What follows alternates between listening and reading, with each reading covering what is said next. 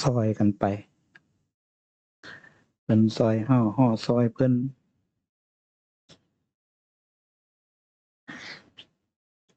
เรื่องเถื่อพระผู้ใหญ่ก็ลืมพระผู้น้อยเรื่องเถื่อบ่คือเห็นต้นไม้เห็นบ่ต้นไม้วัชพืชเครือไม้หญ้ามันอยู่เหงาต้นไม้ใหญ่มันก็อาศัยต้นไม้ใหญ่ห่มต้นไม้ใหญ่บังแดดเป็นห่มเป็นเงาให้มันบ่ถูกแดดคั่วบ่ถูกแดดเผาเลยเต็มร้อยนะต้นไม้ใหญ่มันก็อาศัยวัชพืชอยู่เลาะเหงามันรักษาหน้าดินไว้บ่ให้หน้าดินแห้งมีความอุดมสมบูรณ์นะเพิงพากันจังว่ามีวัดหนึ่งเพิ่นจัดงานวันเกิดเพิ่นก็ซื้อเครื่องเป่าใบใหม่นะเครื่องเป่าใบใหม่ปฏิถวายแต่พูน40พรรษาจังใดต่ำกว่า40พรรษาบ่ได้อ้อโอ้ยเฮาก็สิมาแบ่งเกรดแบ่งกันแท้เครื่องได้อย่าทำนะนั่นคือพระ10 กว่าพรรษาเพิ่นอายุ50 60เป็นเจ้าอาวาสอยู่ผู้เดียว2 รูปได้ไปยังสิบ่ได้ไปเป่าฝุ่นเป่าใบไม้เนี่ยก็เลยบ่ได้เห็นของเขาซ้ำอายุบ่ถึง40พรรษาแล้วมันคือเป็นตาดีโตนอยู่เด้มันก็ต้องมองสภาพความเป็นจริงแน่นะผู้ให้ทานก็ได้แต่อย่าทำพิจารมันเป็นการเป็นงาน40พรรษาสิไปยกเตียงยกเต็นท์ซอยเฮาบ่ได้เด้มีแต่พระหนุ่มพระน้อยลูกหลานได้ผู้ยกเตียงยกเต็นท์เฮ็ดนั่นเฮ็ดนี่ซอยเฮาก็ต้องดูแลเขานำเรื่องของม่วนหมดนี้นะเออเห็นจังซั่นเห็นความสำคัญของกันและกันได้มันก็มีแม่น้ำน้อยนั่นล่ะเป็นห้องเป็นผับเป็นห้วยมันก็จึงมีทะเลสาบมีมหาสมุทรทะเลมหาสมุทรบ่แม่นว่ามันสิเกิดบ่ได้อาศัยแม่น้ำน้อยเดะมันก็อาศัยแม่น้ำน้อยพระหนุ่มพระน้อยม่วนนี่ล่ะสิไปเป็นพระผู้เฒ่าทั้งหน้าเออเบิ่งกันไปเห็นความสำคัญแต่เฮาเป็นผู้น้อยๆตะกี้ก็โอ๊ยความอยากมีอยากได้คือเพิ่นคือเคยเว้าให้โยมฟังอยู่เรื่อยไปกราบเพิ่นก้มกราบหน้าผากจดสาดน้ำมันโอ๊ยวัดเฮาสิบ่มีปู่บ่ แต่ก่อนปู่สาดน้ำมันก็โก้แห้งแต่ใดคิดในใจนะอยู่ไปอยู่มาเพิ่นปูกระเบื้องเพิ่นลื้อสาดน้ำมันออกเพิ่นก็ให้ไปเอามาปูโอ้ยดีใจว่าซั่นสาดน้ำมันเก่านะทูกินข้าวแล้วพระเนรพากันทูนะสู่สาดน้ำมันเอาไปมากก็อยากมีกระเบื้องไปกราบเพิ่นหัวจดกระเบื้องก็โอ๊ยกูสิบ่มีกระเบื้องปูคือเพิ่นบ่คิดไปนะเอาไปมากก็ได้มีกระเบื้องปูศาลาปูกุฏิคือกันนะเห็นบ่แรงบันดาลใจกำลังใจให้พระหนุ่มเน้นน้อยนี่ก็สำคัญคือกันอย่าสิมองข้ามนะถ้าพระผู้ใหญ่บ่อุ้มชูผู้น้อยก็จักสิเอามาแต่ไสมันบ่เก่งกว่าคนใดคือลูกเฮานี่ล่ะบางคนพ่อแม่ก็บ่ได้อุ้มบ่ได้ซอยปานใดมันก็ไปก็รอดของมันพออยู่พอกินนั่นน่ะบอกผู้มันเก่งอีมันเก่งเนาะลูกเต้าเฮาผู้มันขี้ร้ายก็ได้อุ้มสู้มันอยู่หั่นติซอยมันอยู่หั่นติมีลูกก็เอามาเลี้ยงแต่ว่าซั่นมันก็บ่พอปากพอท้องมันก็เอามาเลี้ยงแต่ละคนแต่ละท่านก็บ่คือกันนะ เอากับเบิ้งกันหน่อยเบิ้งเสื้อฟังกันแนะนำในสิ่งที่เป็นประโยชน์นะ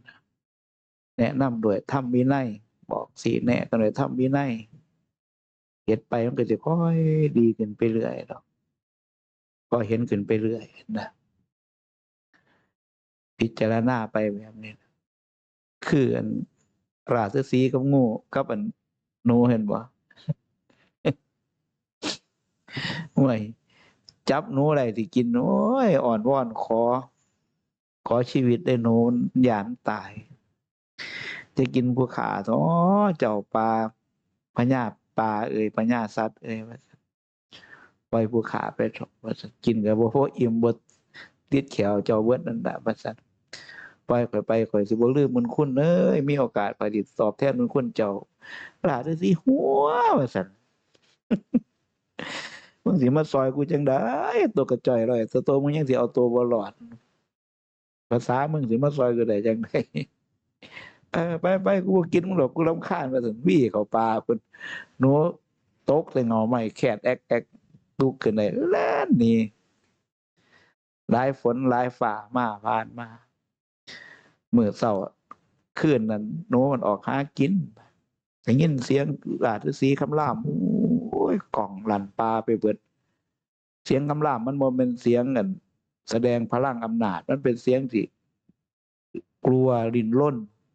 ตื่นตระหนกนั่นนะมันก็นิ่งฟังดีละหนูห่วยมันคือเสียงราชสีห์ตัวนั้นเดี๋ยวนอนนะเอาแล้วเด้บาดได้รับอันตรายแท้แล้วเสียงแบบนี้ว่าเจ้าหากินแล่นไปตามเสียงกันเลยไปน้าแม่นดีๆมันติดบ่วงนายพรานเด้ล่ะบ่วงหางราชสีห์ไงแต่บ่แม่นบ่วงน้อยแล้วเนาะตั้งแต่เฮาใส่เบ็ดปลาขาวก็ยังเอาไม้ไผ่เป็นล่ำเนาะเอาไปคั่นมันเนาะดินนาวอยู่หัวหนูก็เห็นแต่ก็แล่นขึ้นน้ำคันแหวเด้อไปกัดเปลือกขาดออกโอ้ยคือเห็นดูถูกเข้าไว้ไม่จะเป็นดีใจอะไรล่ะที่สี่เอายกฐานะหนูหน่อยเป็นเซียวเลยเลยยกฐานะหนูหน่อยเป็นเซียวเลยไปไสมาไสไปออกหากินไปนำกันขี่หลังหน้าได้สีเลยได้หนูตอนนั้นเลยโอ้ยว่างมาได้หนูตอนนั้นเป็นจังซั่นแต่ว่าโบราณมันจังว่าไม่ล่มนั่นเพราะขามเพราะกายอะไรอยู่ดอกแต่ว่าแต่คนล่มนั่นสิไปขามมันบ่คือเพราะว่าไม่ล่มมันบ่มีโอกาสสิลุกสิเงยขึ้นมาตั้งต้นได้ใหม่อีกนะแต่ว่าคนล่มมันมีโอกาสคือกันกับผู้เล็กผู้น้อยปัญหาต่างๆเคยผ่านมาเบิดละพระผู้เฒ่าก่อนสิมาเป็นพระผู้เฒ่าก็เป็นพระหนุ่มพระน้อยความคึกขนองความหลงไปที่มันผ่านมาได้ก็ย้อนมีครูมีอาจารย์คอยให้กำลังใจคอยแนะนำคอยบอกคอยสอนกันทั้งนั้นนะแต่เฮาบ่สนใจพระหนุ่มพระน้อยพระผู้เฒ่ามันสิมีบ่ล่ะวะมันก็บ่มีพระพุทธเจ้าเพิ่นว่ามองใดเมืองใดยังมีการบรรพชาสามเณรอยู่นั่นจะบ่เว้นออกจากการอุปสมบทเพิ่นว่าแม่นความเพิ่นเด้ต้องมีฐานะอายุครบพระสิบวชพระอุปสมบทต้องบวชเน่นก่อนเลยจังเลยเป็นขั้นตอนต่อไปจังเลยอุปสมบทเป็นพระนะสถานที่ใดยังมีการบรรพชาสามเณรอยู่ณสถานที่นั้นจะไม่ว่างเว้นจากการอุปสมบทนั่นแหละแม่นจังว่าเบิ่งกันไปพัฒนาไปซอยไปตอนนี้วัดป่าพุทธเจดีย์ก็เริ่มมีคนรู้จักคนทั้งไกลทั้งเมืองรู้จักมากขึ้นอันนั้นนี่ขึ้นมาเอาตั้งแต่แนะนำคนนั้นคนนี้เข้าไปทุกอย่างก็ค่อยพัฒนาไปบ่ต้องไปไวหรอกขอแต่มันมีให้ตามตาขึ้นมาเรื่อยๆแต่เฮ็ดถือบ่หาแต่เฮ็ดใหญ่โตเด้บ่ต้องไปอยากมีคือเพิ่นปานใดดอกว่าซั่นซะจักคือจังหลวงพ่อไผเนี่ยเอาอีก10 กว่าปีก็ตายถ้าแม่นอยู่ตามอายุไข จักสิไปอยู่อย่างก็สิเฮ็ดแต่ผ้าป่าบ่ว่าทางวัดก็สิ้นปีมาเพิ่นว่าเฮ็ดผ้าป่าขยายที่ดินพุ่นน่ะเราบุญหลายเด้อาจารย์อิหยังเราไปอยู่หั่นกำแพงเขาก็เฮ็ดป้อมไปเบิดแล้วตกหน้าฝนมาหมู่เต็มวัดอยู่บ่จักก็บ่จักกลางคืนบ่จักกลางเว้นก็ไปหาเฮ็ดมีแต่หมู่ห้องโอกๆเอกๆก็ดีปานนั้นตั่วนะเฮามีหมู่เป็นจังซั่นเขาก็เอายอมรับว่าเขามีหมู่จังซั่นนะคือจังมีบุญมีงาน มันแย่งมันชิงกันอยู่โต๊ะอาหารด้วยกันบริวารเฮานั่นบวกแล้วมันจังมาแย่งมาชิงอยู่นั่นบ่แม่นบริวารเฮามันบ่มาเด้ว่าซั่นบริวารเฮาล่ะซุมนั้นว่าซั่นอย่าไปคิดว่ามันเป็นศัตรูนะถือว่าเป็นบริวารเป็นญาติเป็นมิตรก็เว้าให้แหน่เว้าหยองแหน่กันไปจังซั่นน่ะเพราะฉะนั้นเป็นไปตามเรื่องมันซ้ำพี่น้องอยู่นำกันนั่นนะอยู่ไปพิจารณาไปบ่มีอิหยังหลายเฮาจังว่าหลวงพ่อตั้งเจตนาจำนงไว้เฮาเป็นพระบ่มีบริวารทั้งพระทั้งเณรนะหรือมันสิมีอนาคตก็บ่ฮู้จักก็บ่ได้คาดหวังให้เจ้าของเป็นทุกข์หรอกหลวงปู่ศรีเพิ่นก็สอนไว้แต่มาอยู่นี่แรกๆพุ่นน่ะจะไปหาขอพระขอเณรวัดอื่นมาอยู่นำเด้อพุ่นน่ะถ้ามันมีให้มันเกิดอยู่หั่น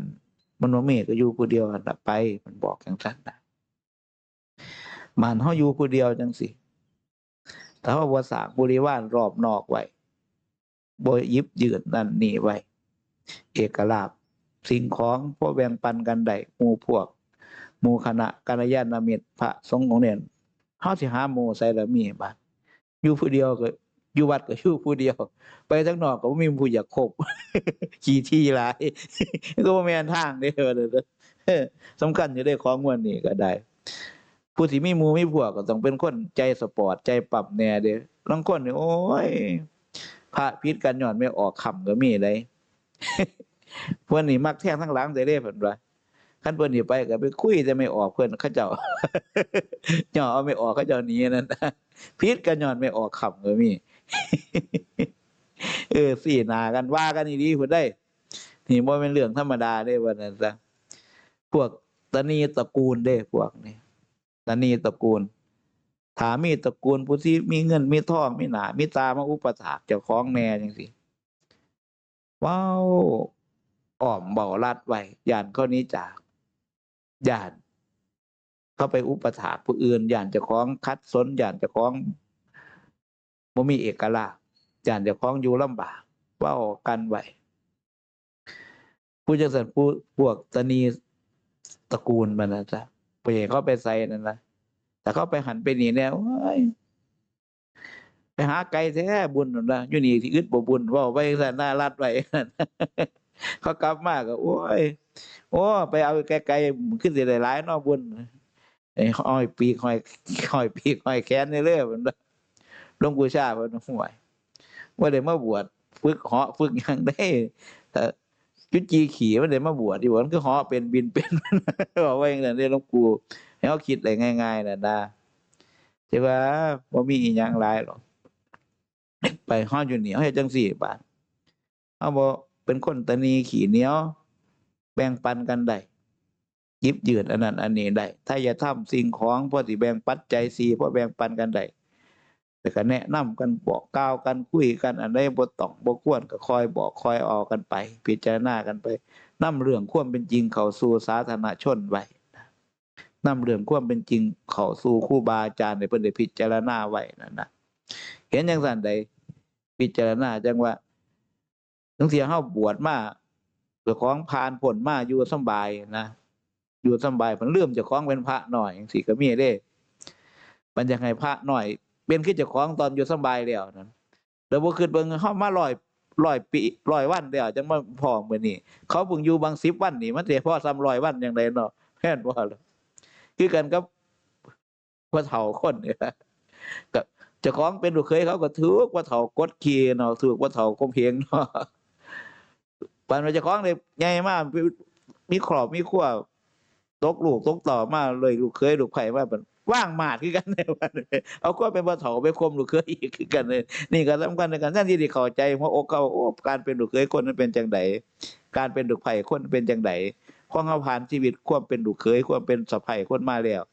ก็สิเข้าใจสะใภ้เฮาเข้าใจลูกเคยเฮาตั้งแต่ไข่เด้พระบางเที่ยก็ลืมสถานะที่ผ่านมาคือกันสัญญาตัวนี้มันลืมไปได้จังไดเฮาอยู่กับครูบาอาจารย์เฮาถูกขัดถูกตบถูกอันนี้มาก่อนสิมาเป็นพระเป็นเจ้าเป็นหลวงปู่หลวงตาได้มีบารมีมีคนหอมล้อมได้เขาก็ผ่านมาคือกันนะบ่แม่นธรรมดาเด้เห็นบ่ใครเคยอ่านชีวประวัติหลวงปู่หลาเพิ่นเป็นพระหนุ่มไปปฏิบัติอยู่แถวภูพานสมัยคอมมิวนิสต์เครื่องบินกลางคืนก็มีเฮลิคอปเตอร์ขี่ตรวจเนาะเพิ่นก็เอาไปสายไปแย่งแต่เขาเขาก็วนกลับมาอีกคนแล่นลบกันเป็นไปจังซั่นได้ครูบาอาจารย์ได้ฟังเรื่องเพิ่นบอกเพิ่นเป็นพระหนุ่มพระน้อยโอ้บ่ธรรมดาเด้ก็ต่างกันนั่นล่ะคือเฮาคุมื้อนี่ล่ะเฮาสิไปโทษลูกเฮาวัยรุ่นมันเป็นจังซั่นก็บ่ได้เฮาบ่ลืมเบิ่งเฮาเนาะเพราะนั้นสิมาตั้งตัวได้บ่ธรรมดาปานใดแม่นบ่ออกก่อนจะมาจักคิดเป็นห้องควบห้อง